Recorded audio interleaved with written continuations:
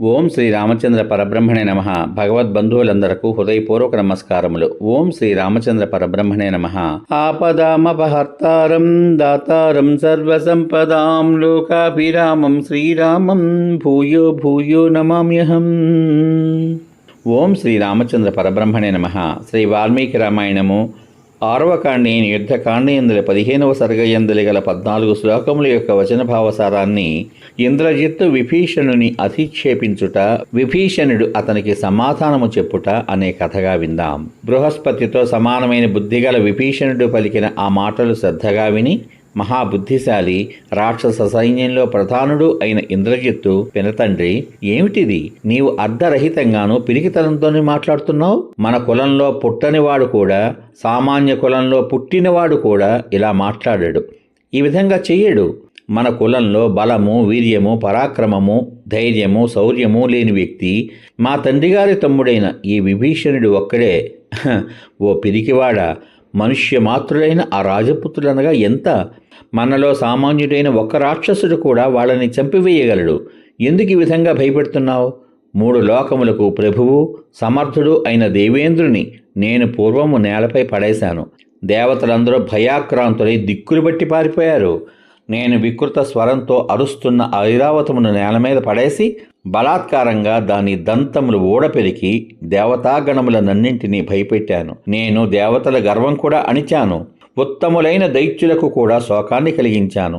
అట్టి మహాపరాక్రమవంతుడనైన నేను సామాన్య మానవులైన ఆ రాజకుమారులను ఓడించలేనా అని విభీషణుని నిందించాడు. త్రస్త్రధారులలో శ్రేష్ఠుడైన ఆ విభీషణుడు ఇంద్రునితో సమానుడు, ఎదిరింప శక్యం కానివాడు, గొప్ప తేజస్సు గలవాడు అయిన ఇంద్రజిత్తు మాటలు విని, నాయన, నువ్వింకా చిన్నవాడవు, బుద్ధి పరిపాకం లేనివాడవు, మంత్రణము విషయమున నీకు నిశ్చయము లేదు. అందుచేతనే నీవు ఆత్మ వినాశనానికి హేతువైన అర్థం లేని మాటలేవో ప్రేలావు. ఓ ఇంద్రజిత్తు, రాముని నుండి రావణునకు కలగనున్న వినాశనాన్ని గూర్చి విని కూడా నువ్వు దానికి అంగీకరిస్తున్నావు.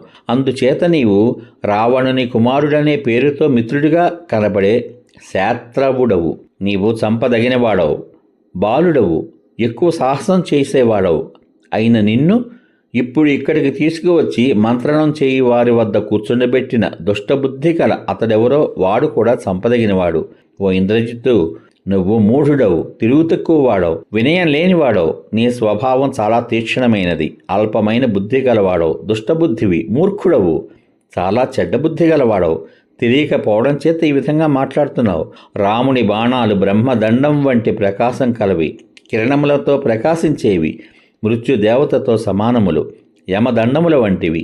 అట్టి బాణాలను రాముడు యుద్ధంలో ఎదుట నిలిచి ప్రయోగిస్తూ ఉండగా వాటిని ఎవడు సహించగలడు?